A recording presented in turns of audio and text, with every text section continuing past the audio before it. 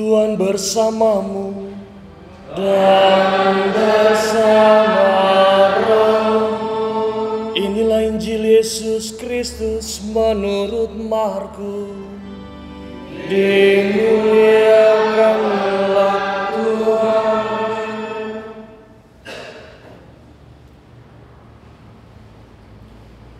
Sesudah Yohanes Pembaptis ditangkap, datanglah Yesus ke Galilea memberitakan Injil Allah. Yesus berkata, saatnya telah genap, kerajaan Allah sudah dekat. Bertobatlah dan percayalah kepada Injil. Ketika Yesus sedang berjalan menyusur danau Galilea, ia melihat Simon dan Andreas saudara Simon. Mereka sedang menebarkan jala di danau, sebab mereka itu penjala ikan. Yesus berkata kepada mereka, "Mari, ikutlah aku, dan kamu akan aku jadikan penjala manusia." Lalu mereka pun segera meninggalkan jalannya dan mengikuti Yesus. Setelah Yesus meneruskan perjalanannya sedikit lagi, ia melihat Yakobus anak Zebedeus dan Yohanes saudaranya sedang membereskan jala di dalam perahu. Yesus memanggil mereka dan mereka meninggalkan ayahnya Zebedeus di dalam perahu bersama orang-orang upahannya. Lalu mereka mengikuti Yesus. Demikianlah Injil Tuhan. Terpujilah Kristus.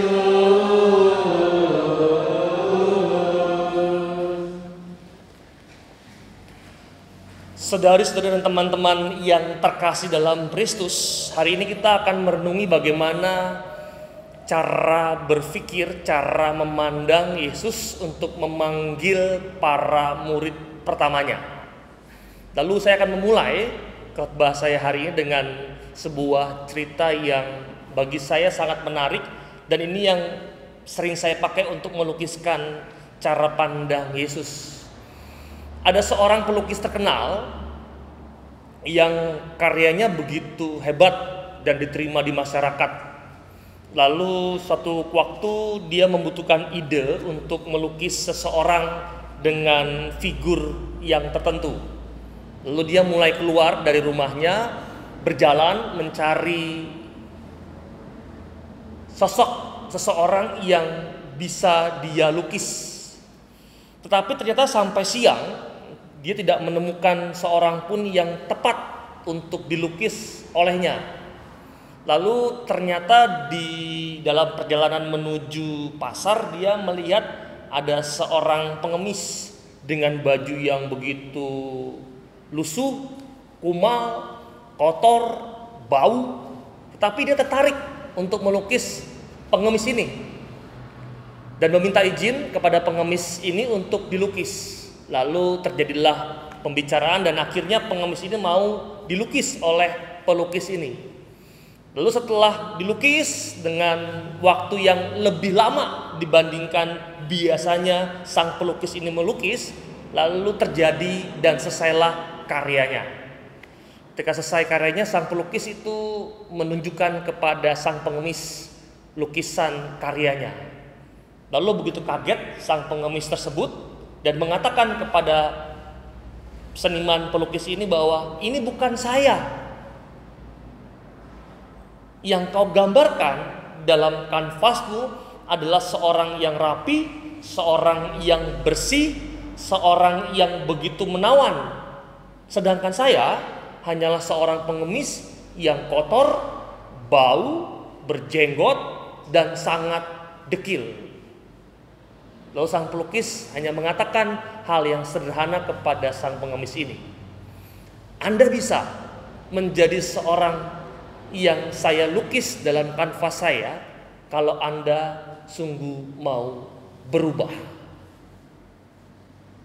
Bapak Ibu, teman-teman yang terkasih, sang pelukis ternyata dalam analogi cerita di awal itu mau melukiskan sesuatu yang bukan hanya tampak secara lahiriah.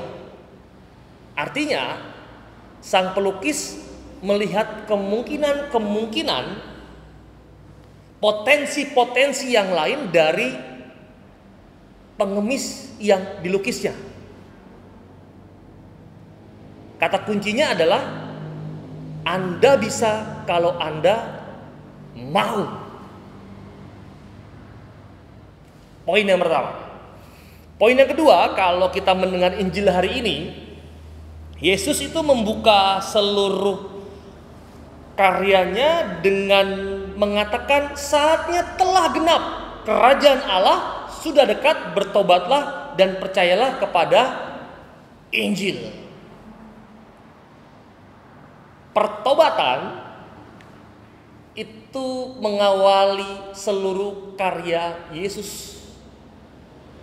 Problem utamanya adalah teman-teman, Bapak Ibu, saudara-saudara, kalau mendengar kata pertobatan selalu saja yang masuk dalam kepala kita adalah hal-hal yang menyakitkan, hal-hal yang menyedihkan, hal-hal yang memberatkan, gitu ya. Hal-hal yang kalau bisa dilepaskan gitu ya. Lalu kata pertobatan itu selalu dalam konteks negatif. Padahal kalau kita mau menelaah pertobatan dalam kerangka arti positif, pertobatan bisa dilihat sebagai sebuah perubahan. Berbeda ya. Pertobatan dalam kerangka menyakitkan, menyedihkan, memberatkan, negatif semua. Tetapi pertobatan dalam arti yang positif adalah sebuah perubahan. Saat ini Anda berubah menjadi orang yang baru. Ada sebuah perubahan yang baik dari Anda berpijak sampai kepada situasi yang lain. Itu yang namanya pertobatan. Itu yang namanya perubahan dalam kerangka yang positif. Nah, maka ini yang menjadi kata kunci bahwa ternyata ketika Yesus memanggil murid, kita lihat Simon dan Andreas, lalu Yakobus dan Yohanes, konteksnya adalah ada sebuah perubahan baru dalam hidup mereka. Poin yang kedua. Poin yang ketiga, lalu pertanyaannya begini. Mengapa Yesus itu memanggil Simon, Andreas, Yohanes, Yakobus yang hanya sebagai seorang nelayan yang saat itu sedang bekerja dipanggil menjadi murid? Lalu keistimewaan dari keempat murid yang pertama ini apa? Mengapa harus mereka yang dipanggil, bukan yang lainnya? Pejabat, pemerintahan, atau orang-orang yang punya status yang lebih keren zaman itu, tetapi malah hanya seorang pelayan.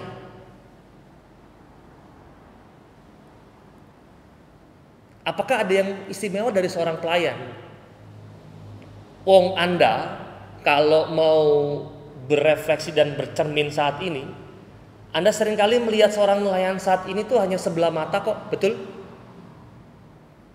Anda memandang tidak sebelah mata kalau Anda memandang seorang yang punya jabatan, memakai dasi, duduk di belakang meja, pakai jas.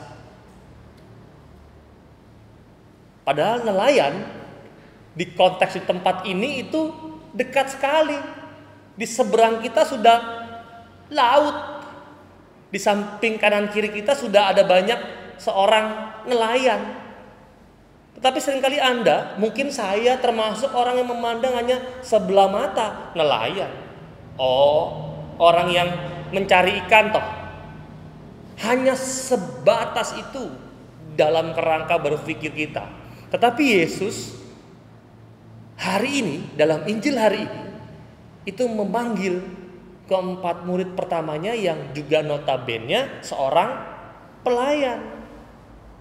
Nah, maka dalam poin ketiga saya mengatakan begini, Bapak Ibu teman-teman, ternyata guru kita itu memandang seseorang, bahkan murid pertamanya ini, itu bukan kerangka hanya sesuatu yang tampak fisik.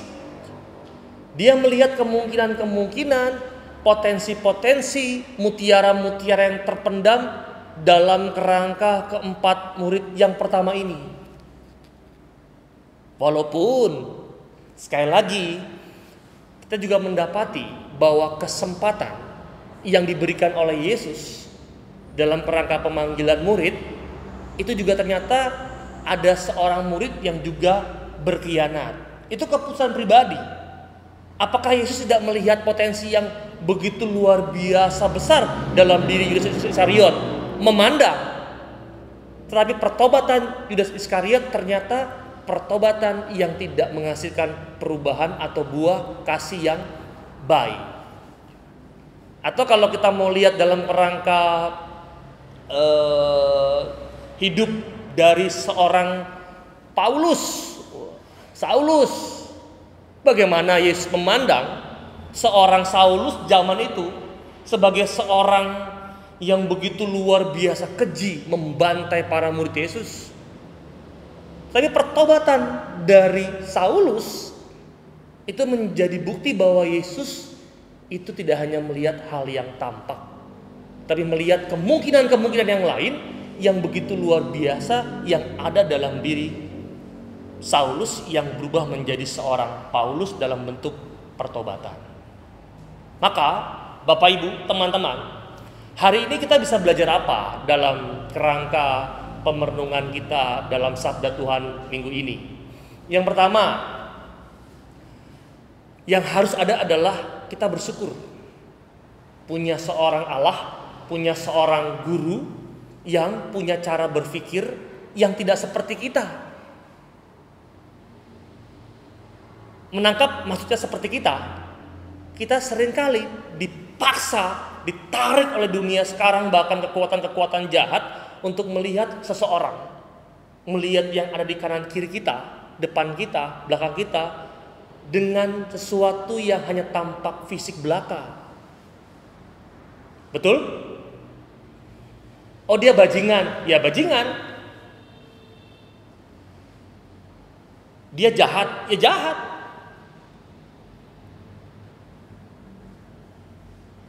Maka bersyukur bahwa ternyata guru kita punya cara pandang berpikir yang lain. Cara berpikir bukan hanya melihat hal-hal yang tampak fisikly seperti sekarang ini. Anda saya pandang, Pak Paulus tua, sudah rentan, sudah punya stroke 2 kali. Sebatas itu, tetapi peluang yang lain, kemungkinan yang lain saya tidak bisa memandang itu, mungkin. Itu yang pertama, maka syukuri. Yang kedua, apa yang bisa kita pelajari minggu ini? Mari kita berjuang untuk mempunyai cara pandang dan cara berpikir yang sama seperti guru kita. Ini berat. Saya tadi ngobrol pagi ini di meja makan oleh Romo Hari juga berat dalam yang poin yang kedua ini ajakannya. Terlebih itu zaman sekarang ya.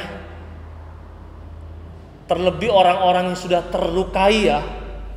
Itu lebih berat untuk memandang dalam cara pandang yang Yesus ajarkan kepada kita. Tetapi ingat, guru kita mengajarkan itu, guru kita mempraktekkan itu. Maka mari kita juga berjuang dan berdoa supaya kita mampu juga punya cara berpikir yang sama seperti guru kita. Yang ketiga ini, yang bisa kita pelajari hari ini adalah Bapak Ibu teman-teman, mari kita berjuang untuk melihat pertobatan bukan dalam kerangka yang negatif, berat, menyakitkan. Mari kita melihat dalam kerangka yang positif. Supaya apa? Supaya kita hari ini juga mampu memperjuangkan pertobatan dalam kerangka yang juga positif. Perubahan yang baik, perubahan yang pada akhirnya membuahkan hasil yang baik pula. Maka pertobatan adalah gerak perubahan dalam kerangka buah-buah kasih. Semoga hari ini dalam Sabda Yesus, dalam pemerenungan kita minggu ini, kita mampu juga bisa melihat dalam seluruh proses hidup kita dalam kerangka yang lebih baik pula. Seperti Yesus juga melihat dalam kerangka dan cara pandang yang baik dalam hidup kita. Maka mari kita hening sejenak. Kita mohon rahmat Allah dalam kesempatan minggu yang ketiga ini, supaya apapun perjuangan kita siang hari ini, apapun yang kita perjuangkan juga pada akhirnya sesuai juga dengan kehendak Allah, juga dengan cara pandang pikir yang baik pula. Maka mari kita hening sejenak.